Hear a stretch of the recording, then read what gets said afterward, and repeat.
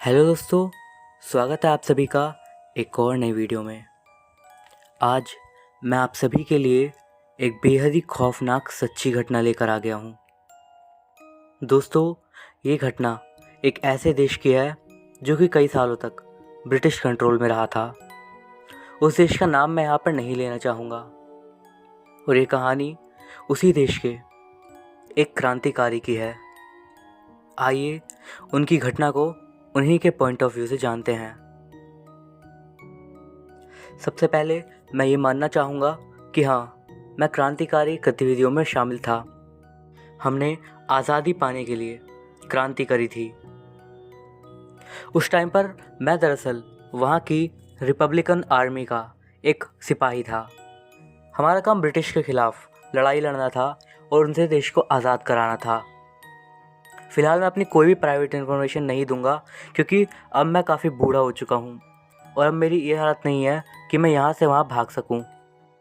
हमारी क्रांति भी बिल्कुल वैसी ही थी जैसे हर एक देश की होती है, लेकिन इस सब के दौरान एक ऐसी घटना को मैं आप सभी को बताना चाहता हूँ जो कि इतिहास में कहीं छुप कर रह गई और सभी लोगों ने इसे खूब दबा कर छुपाया। लेकिन मैं चाहता हूँ कि इस घटना को मैं आप सबको बताऊँ ताकि जो लोग इस घटना में मारे गए उन सभी की आत्मा को शांति मिल सके। कम से कम उनके परिवार वालों को इनडायरेक्टली तो नहीं, लेकिन इस तरीके से मैं उनके बारे में उन्हें बता सकता हूँ। मेरा शहर साइज़ में ज़्यादा बड़ा नहीं था। मैं वहाँ पर अपने 4 भाई बहन और मम्मी पापा के साथ रहता था। मेरे पापा एक प्लम्बर का काम करते थे। मम्मी कभी कभी दूसरों के घर में सफाई कर लिया करती थी। एक मिडिल क्लास फैमिली होने के साथ साथ मैं धीरे धीरे बड़ा होता गया और तकरीबन 15 साल की उम्र में मैंने अपनी पढ़ाई छोड़ दी और पापा के साथ काम पे जाने लगा। जैसे जैसे मैं बड़ा हो रहा था, मेरा ध्यान आज़ादी से रिलेटेड बातों में बहुत ज़्यादा जा रहा था। सब कुछ बिल्कुल ठीक चल रहा था, लेकिन 1969 में हमारे लोगों ने एक प्रोटेस्ट किया। उस प्रोटेस्ट में हम सभी लोग अपना हक मांग रहे थे, लेकिन हमारे लोगों को बहुत ही बुरी तरीके से मारा गया। ब्रिटिश गवर्नमेंट ने अपनी आर्मी हम लोगों को मारने के लिए भेज दी थी और हम निहत्थे लोगों पर हमला करवाया था। ये सब चीज़ें लगभग 2 साल तक लगातार चलती रहीं। ब्रिटिश लोगों ने हम लोगों को कैद किया, हमें टॉर्चर किया और हमें बहुत मारा और कई लोगों को तो गोलियां भी मारी गई। आखिरकार मैं भी इन सारे क्रांतिकारी विचारों से बहुत ज़्यादा प्रभावित था और मैंने वहाँ की IRA ज्वाइन कर ली। ये एक वहाँ की रिपब्लिकन आर्मी थी।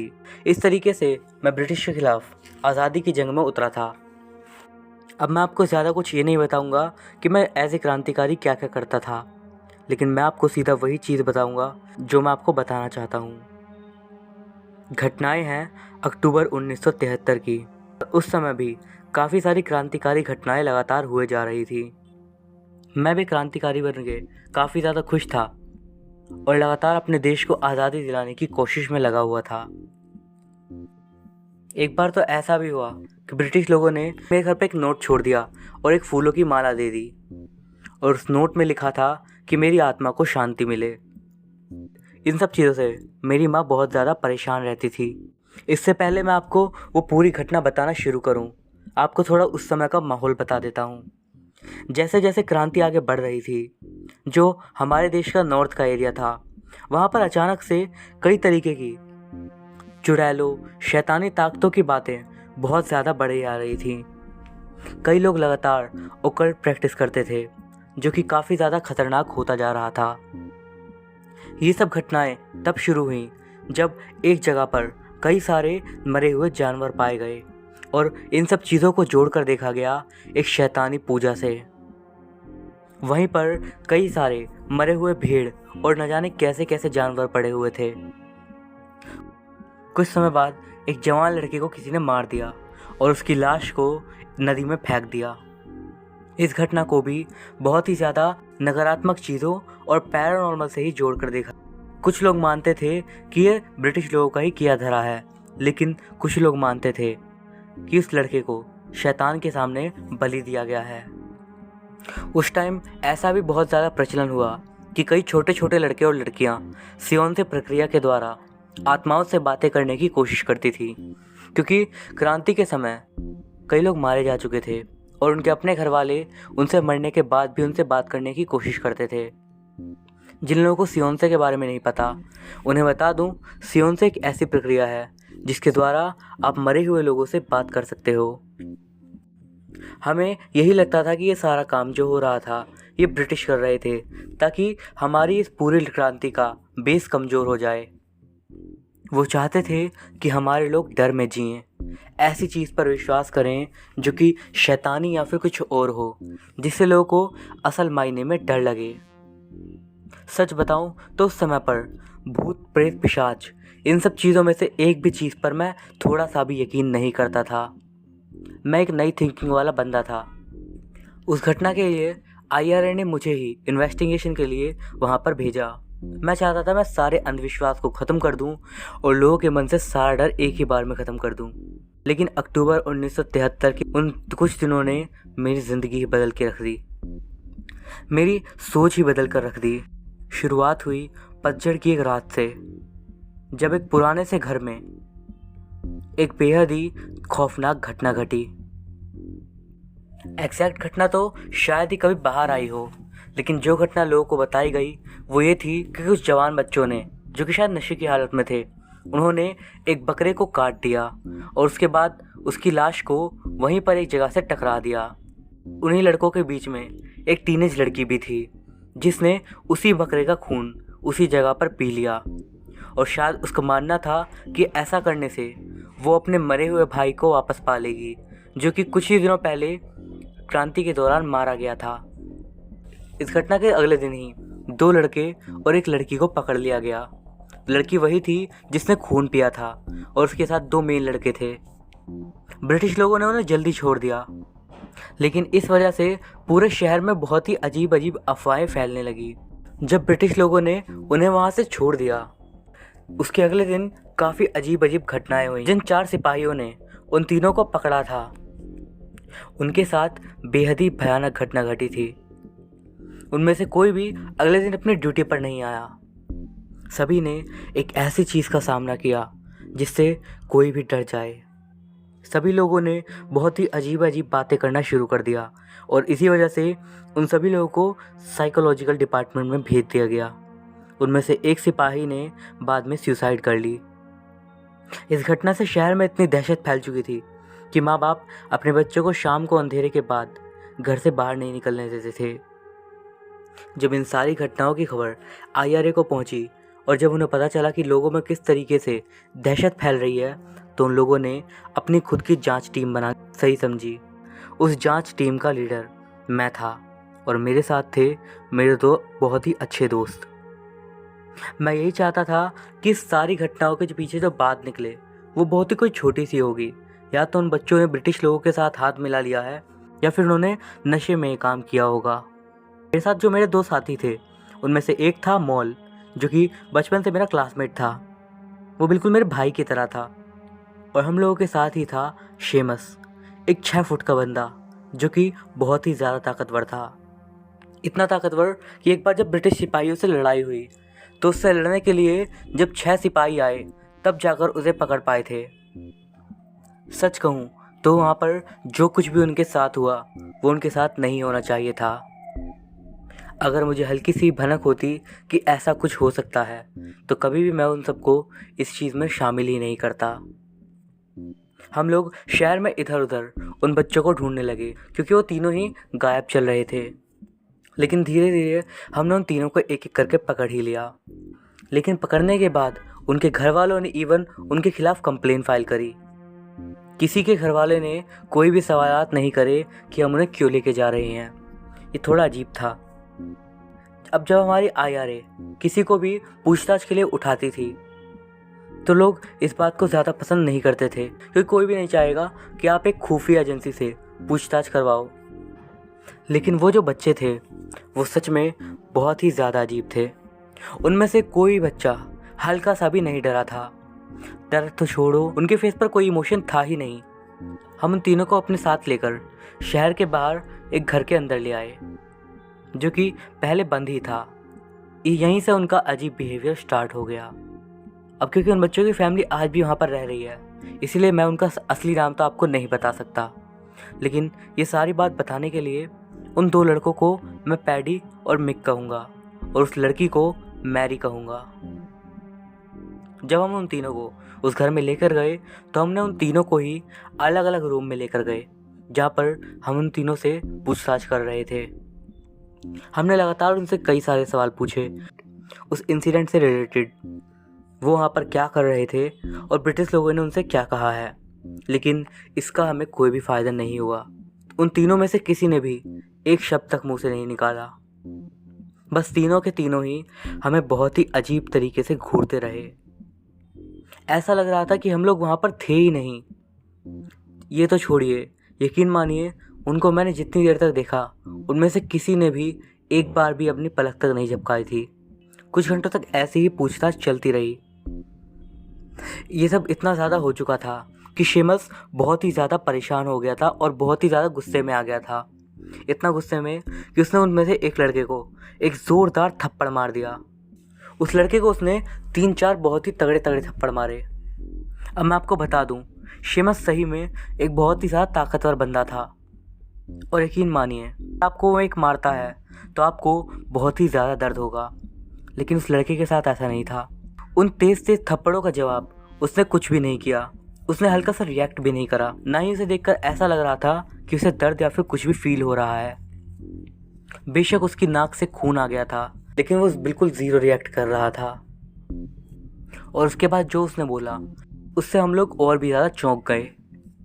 उसने शेमस के पास आके उससे बोला, बस इतना ही कर सकते हो?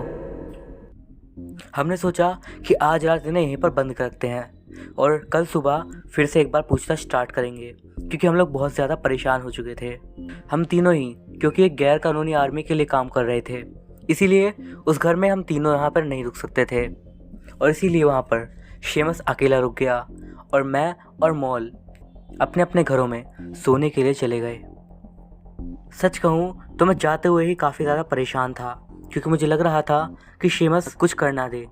उसके पास काफ़ी ज़्यादा एक्सपीरियंस था और हमें उस पर भरोसा भी था। लेकिन घर आने के बाद भी मुझे अच्छी नींद नहीं आ रही थी। मैं लगातार सोचे जा रहा था कि वो अजीब से बच्चे और उनके चेहरे के वो अजीब से एक्सप्रेशन, मुझे सच में बहुत ही बुरी फीलिंग आ रही थी उस रात। फील तो मुझे आ रही थी, लेकिन जो वहाँ पर हुआ वो हमारी सोच से काफ़ी ज़्यादा बढ़ के था। सुबह सुबह जब मैं उठा तो देखा कि ब्रिटिश लोगों ने पास ही की रोड नाकाबंदी कर दी थी, जिसकी वजह से मैं वहाँ पर नहीं जा पा रहा था। वहाँ पर जो कुछ भी हुआ मुझे मॉल ने बताया। जब मैं आखिरकार जाकर दोपहर में उससे मिलने गया और जो मैंने सुना उसे सुनकर मैं बहुत ज़्यादा सदमे में चला गया। मॉल सुबह सुबह ही उस घर में पहुंच गया था, ये सोचकर कि अब शेमस को थोड़ी देर के लिए आराम करने के लिए भेज देगा, लेकिन वहाँ पर उसने एक भयानक नज़ारा देखा। उसने देखा शेमस ऊपर सीढ़ियों पर खड़ा हुआ है एक दरवाजे के बाहर, और उस दरवाजे के अंदर से उस लड़की की, जिसका नाम मैरी था, उसकी आवाज़ आ रही थी। वो जो कुछ भी बोल रही थी वो बहुत धीरे धीरे, बिल्कुल धीरे धीरे बड़बड़ाए जा रही थी और शेमस वहाँ खड़ा होकर एकदम धीरे से वहाँ पर उसकी बात सुन रहा था। उसने कहा कि उसे उसकी बातें समझ नहीं आ रही थी, लेकिन उसे बहुत अजीब लग रहा था। शेमस उसकी आवाज़ सुन भी नहीं पा रहा था और जब उसने पास जाके उसके कंधे पर हाथ रखा तब उसने पीछे मुड़ के देखा और यकीन मानिए उसका चेहरा एकदम सफ़ेद पड़ चुका था, जैसे उसने कोई भूत देख लिया हो। मॉल ने उसके बाद उससे पूछा कि आखिर हुआ क्या है, लेकिन शेमस ने उसकी बात का कोई भी आंसर नहीं दिया। उसने बहुत ही धीरे से कुछ बड़बड़ाया और उसके बाद वो वहाँ से चला गया। मॉल ने उन तीनों बच्चों को एक बार देखा और उसके बाद नीचे जाकर बैठ गया। लेकिन तकरीबन 2 घंटे बाद एक बहुत ही डरावनी खबर हमें पता चली। खबर ये थी कि शेमस मर चुका था। शेमस की लाश एक गंदे नाले में से मिली थी। बाद में आसपास के लोगों से पूछताछ करी तो पता चला कि शेमस वहाँ पर सुबह सुबह आया और वो अचानक से ही उस गंदे नाले में कूद गया। हैरानी की बात तो ये थी कि उसके कूदने के 1 से 2 मिनट के अंदर ही उसे अंदर से निकाल लिया गया, लेकिन तब तक वो मर चुका था। ये खबर सुनकर हम बहुत ही ज़्यादा शौक में थे, शेमस एक बहुत ही अच्छे जिगर वाला बंदा था और सुसाइड जैसा काम वो कभी कर ही नहीं सकता था। मॉल और मैं उसकी एक खबर सुनकर बहुत ही ज़्यादा दुख में चले गए थे। शेमस को भी हम लोग स्कूल के समय से जानते थे।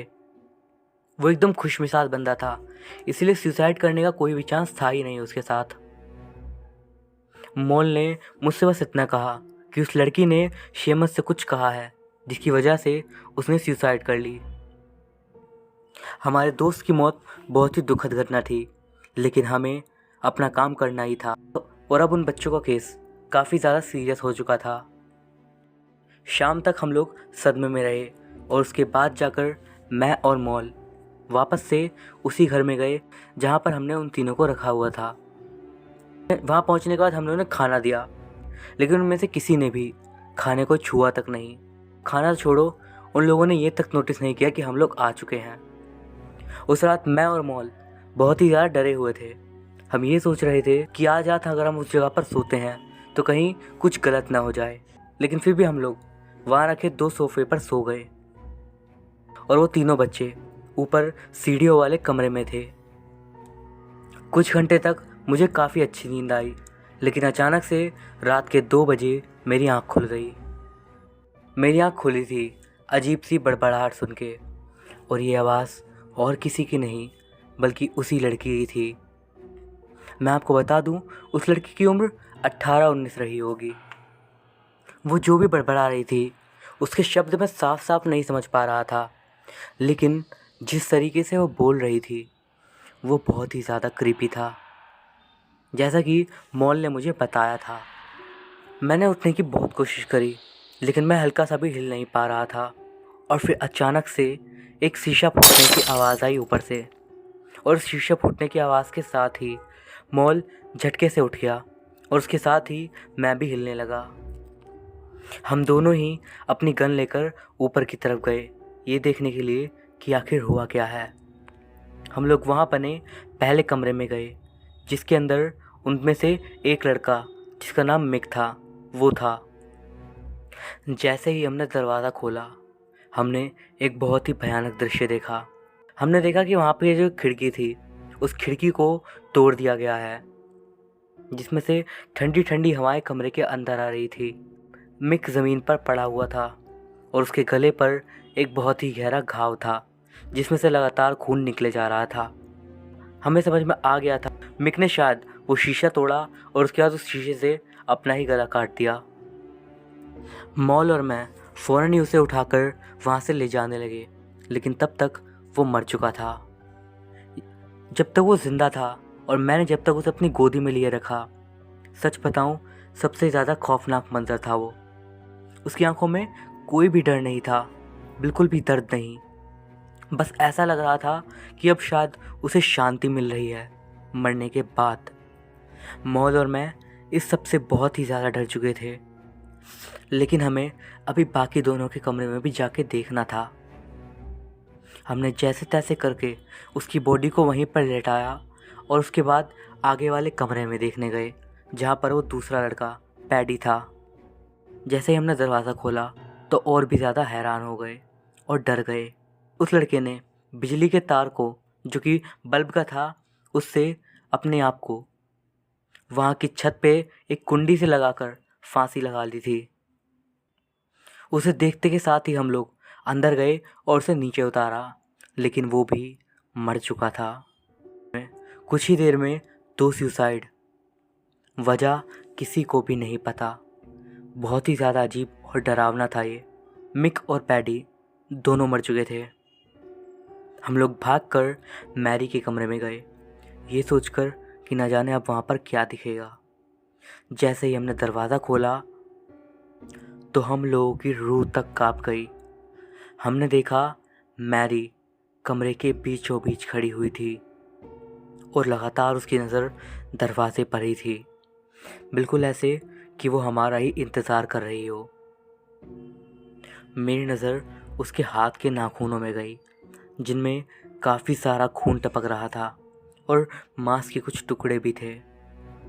और ये मांस और किसी का नहीं बल्कि उसके खुद के हाथ का था, जहाँ पर काफ़ी घाव बने हुए थे जिनमें से खून बह रहा था। उसके काले बाल उसके चेहरे को आगे से ढक रहे थे, लेकिन हमें उसके चेहरे पर एक बहुत ही ज़्यादा भयानक हंसी दिख रही थी। एक ऐसी हंसी जो कि सिर्फ़ और सिर्फ शैतान की थी। वो लड़की मैरी अब कोई लड़की नहीं थी, बल्कि अब वो शैतान बन चुकी थी जो कि बहुत ही ज़्यादा खतरनाक था। उसे देखने के बाद मैं तो वहीं पर खड़ा हो गया। मैं हिल भी नहीं पा रहा था, लेकिन मॉल एकदम गुस्से में उसके पास गया और उसे एक तरफ धक्का दे दिया। उसके बाद उसने उसके चेहरे पर एक बहुत ज़ोर से मुक्का मारने की कोशिश करी। उसके मुक्के से मैरी को हल्का सा भी फ़र्क नहीं पड़ा और उसने फिर से अपना मुंह ऊपर उठा लिया और सीधा मॉल की आंखों में घूरने लगी। और उसका वो घूरना सच में बहुत ज़्यादा डरावना था। और उसके बाद उसने हंसना स्टार्ट कर दिया, वो हंसी जिसे सुनकर किसी की भी रूह कांप जाए। मॉल उसे देखकर बहुत ही ज़ोर से चिल्लाया, लेकिन इस बार उस लड़की ने ज़ोर से मॉल के हाथ पर काटा। और यकीन मानिए, जिस तरीके से उसने उसके हाथ पर काटा वैसा कोई इंसान नहीं कर सकता। उसके हाथ का काफ़ी मांस उसके मुंह में चला गया और उसके हाथ से खून निकलने लगा। मॉल बहुत ही ज़ोर से चिल्लाया और आखिरकार मैं, जो कि अब तक डर रहा था, भाग कर वहाँ पर गया। उस मैरी को ज़ोर से धक्का दिया और मॉल को लेकर वहाँ से बाहर भागा। हम नीचे जाकर मॉल को मैंने हाथ पे थोड़ी फर्स्ट एड देने की कोशिश करी, लेकिन खून बंद नहीं हो रहा था। तो पास ही के एक डॉक्टर को हमने वहाँ पर बुलाया और उस पूरे टाइम पर वो लड़की अपनी भयानक हंसी में हंसे जा रही थी। जब मॉल के हाथ में पट्टी वट्टी हो गई, उसके बाद हमें वापस उस घर में जाना था, क्योंकि हमें उन 2 लड़कों की लाश को भी वापस भेजना था उनके परिवार को। हमने जैसे तैसे करके वहाँ से उनकी लाश निकलवाई और उसके बाद उन्हें उनके परिवारों को सौंप दिया। लेकिन सबसे ज़्यादा हैरानी तो तब हुई जब उन्हें उनके परिवारों का रिएक्शन देखा। उन्हें ज़रा भी फ़र्क नहीं पड़ा था कि उनके बच्चे मर गए हैं।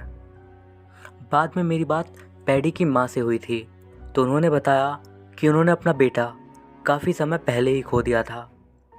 कोई बहुत ही बुरी शैतानी शक्ति थी जिसने उसकी बेटे की आत्मा को कब का अपने कब्ज़े में कर लिया था। वो तो बस उसके बेटे का शरीर था जो कि अब तक ज़िंदा था, लेकिन अब वो भी ख़त्म हो गया, जिससे शायद उसे शांति मिल गई होगी।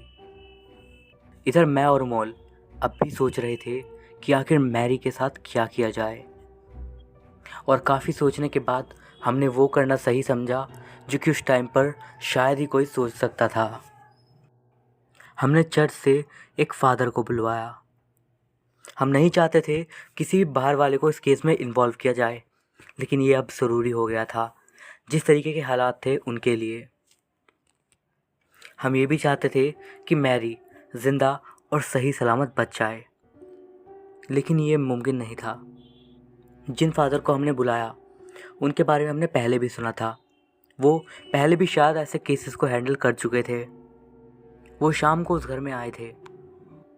उन्होंने थोड़ी देर हमसे बात करी और उसके बाद उन्होंने कहा कि हम लोग नीचे ही रुक जाएं और वो अकेले ही मैरी के कमरे में जाएंगे। हम लोग नीचे ही बैठे हुए थे और ऊपर फादर उस मैरी के कमरे के अंदर चले गए। उनके ऊपर कमरे में जाने के बाद कुछ देर तक उनकी प्रेयर्स की आवाज़ आती रही और कुछ बातें पढ़ने की आवाज़ें आती रही। धीरे धीरे उनकी आवाज़ तेज़ हुई, लेकिन कुछ देर बाद उनकी आवाज़ अचानक से आना बंद हो गई और उसके बाद फिर से मैरी के बड़बड़ाने की आवाज़ पूरे घर में गूंजने लगी। मुझे बहुत ही ज़्यादा डर लगने लगा। मुझे याद आया जो कि शेमस और उन लड़कों के साथ हुआ था। मैं ऊपर जाने ही वाला था, लेकिन मॉल ने मुझे रोक लिया, ये कहकर कि फ़ादर अपना काम कर रहे हैं, उन्हें भी नहीं रोकना चाहिए। लेकिन मुझे शायद अपने मन की बात सुननी चाहिए थी, लेकिन मैं वहाँ पर रुक गया। थोड़ी देर में ऊपर से एक साया नीचे आया और वो और कोई नहीं बल्कि फ़ादर थे। उन्हें देखकर ऐसा लग रहा था पता नहीं उन्होंने ऐसा क्या देख लिया हो। एकदम सफ़ेद पड़ गया था उनका चेहरा। हम उनसे बोले जा रहे थे, लेकिन उन्होंने हमारी बात का कोई भी जवाब नहीं दिया और सीधा किचन के अंदर चले गए, जहाँ पर हम लोग अपना खाना बना रहे थे। वो किचन में गए और वहाँ पर सीधा जाकर उन्होंने एक कांटे वाली चम्मच उठा ली। इससे पहले मैं और मॉल कुछ कर पाते, उन्होंने उस चम्मच को अपनी आँख के अंदर घुसा दिया। मैं बहुत ही ज़ोर से चिल्लाया, हे भगवान! यकीन मानिए उसने जो काम किया था, इसके बाद भी हल्की सी भी उसकी चीख नहीं निकली। उसने फ़ौरन वो चम्मच अपनी एक आँख से निकाली और बाहर निकाल कर अपनी दूसरी आँख में घुसा दी। जितना भयानक हो सके उतने भयानक तरीके से। अपनी पूरी ज़िंदगी में मैंने ऐसा कुछ कभी नहीं देखा था। उनकी दोनों आँखों से लगातार खून आने लगा। मैं और मॉल बहुत कोशिश कर रहे थे कि उनकी आँखों से खून आना बंद हो जाए, और इसी बीच ऊपर से उस मैरी की बहुत ही भयानक हंसी सुनाई दे रही थी। मुझे ये बात कभी नहीं पता चल पाई मैरी ने उस रात फादर के साथ क्या किया था। चम्मच वाली घटना के बाद वो पूरी तरीके से अंधे हो गए। कई सालों तक मैं उनके सामने जाते से बचता रहा, लेकिन आखिरकार जब मुझे हिम्मत हुई और मैं उनके पास गया तो मैंने उनसे पूछा कि आखिर उस रात उन्होंने क्या देखा था। उन्होंने एकदम डायरेक्टली मेरे सवालों का जवाब नहीं दिया, लेकिन वो जो बोला वो बहुत डरावना था। मेरे बच्चे, खुद की जान लेना पता है कितना भयानक काम है। अगर मैं एक पवित्र आदमी ना होता तो मैं उस चाकू से अपना गला काट देता, लेकिन जो मैंने वहाँ पर देखा, चीज़ की आँख में अगर तुम देख लेते तो तुम वही करते जो मैंने किया था। जो डर उसने मुझे महसूस करवाया वो कोई भी जिंदा आँखों से नहीं देख सकता। वो आँखें जिंदा रह ही नहीं सकती जो कि ऐसी चीज़ देख लें। इसके बाद उन फादर ने कभी कुछ नहीं कहा। वो तो जैसे तैसे उस रात हमने उन फादर को जिंदा बचा लिया था, वरना न जाने क्या हो जाता।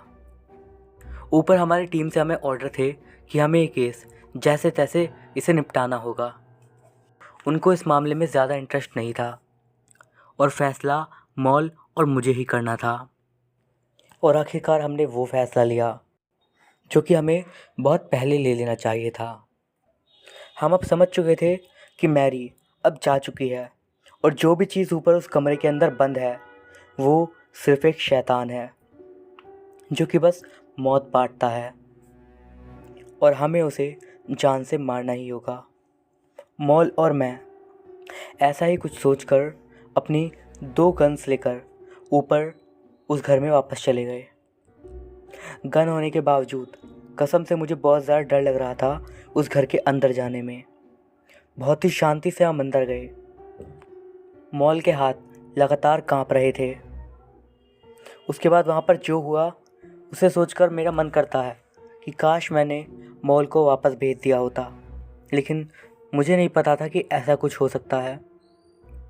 बहुत ही घबराते हुए उसने ऊपर जाकर वहाँ का दरवाज़ा खोला और उसी समय मैंने उस दरवाजे पर ज़ोर से लात मारी, लेकिन जो हमने अंदर देखा उसे देखकर हम लोग उसी जगह पर जम गए। मैरी, या फिर वो जो भी चीज़ थी, वो ऊपर छत से लटकी हुई थी, अपनी उंगलियों को ऊपर छत के अंदर गाड़ कर। सोचिए कितना भयानक होगा। वो चीज़ उल्टी लटकी हुई थी। उसकी गर्दन इस तरीके से घूमी हुई थी जो कि किसी भी इंसान के लिए इम्पॉसिबल है, और उसकी आंखें अब इंसान जैसी नहीं थी। अब वो सिर्फ काला गड्ढा बन चुकी थी। अब भी वो एक भयानक सी स्माइल दे रही थी जिससे उसके एकदम पैने दांत साफ दिख रहे थे।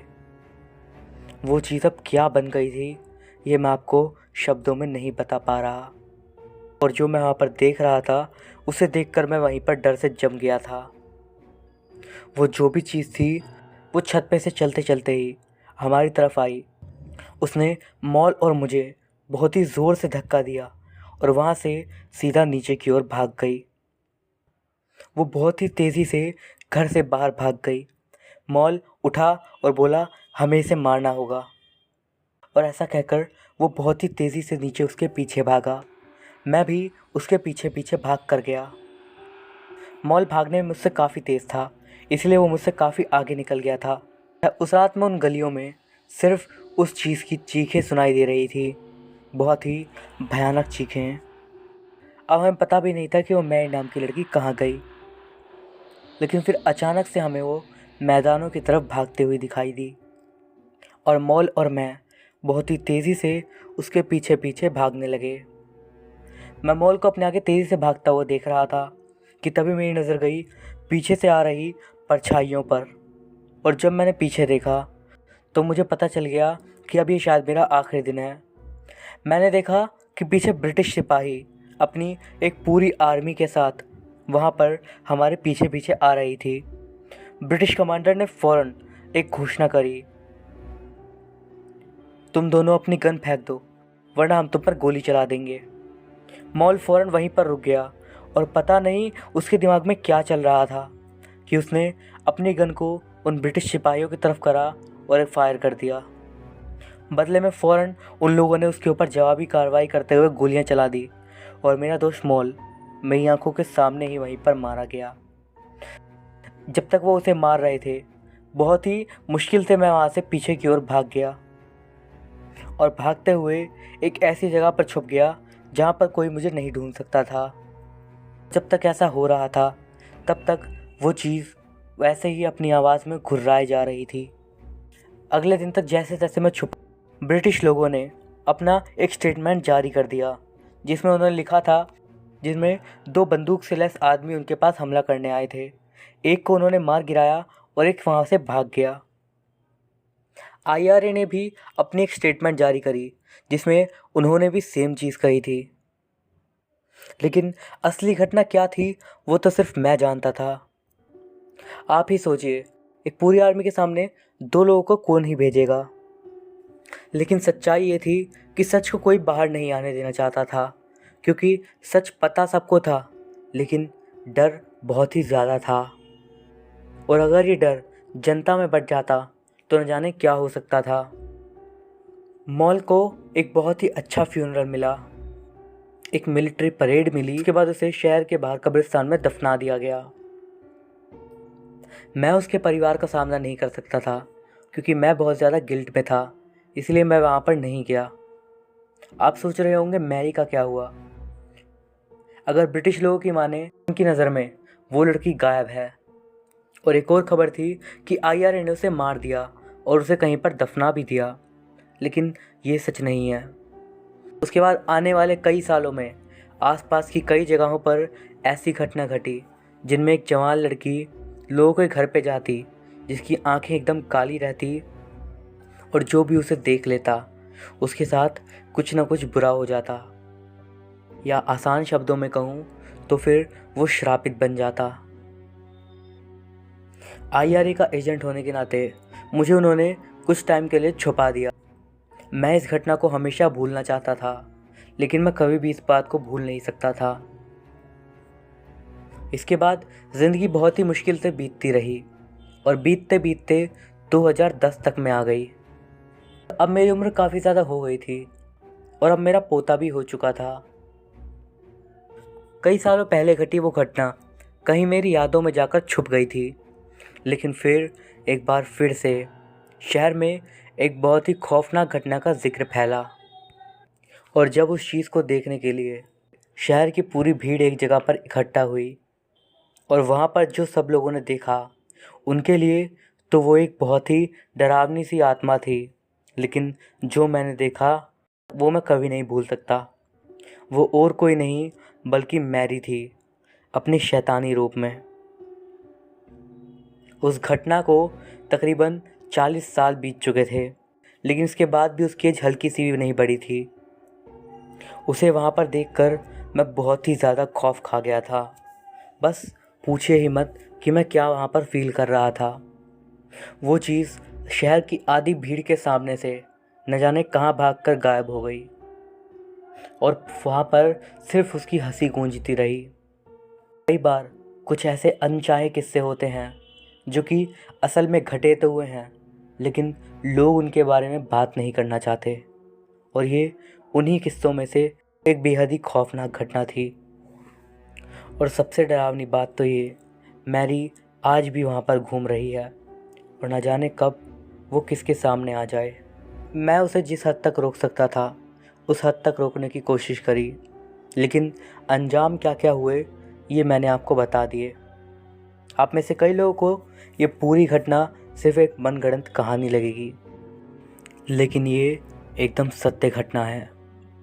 इस पर मानना या ना मानना आपकी जिम्मेदारी है। तो दोस्तों, ये थी हमारी आज की घटना। आपको ये घटना कैसी लगी कमेंट करके हमें ज़रूर बताइएगा। अगर आपको ये वीडियो अच्छा लगा हो तो इस वीडियो को एक लाइक ज़रूर कीजिएगा।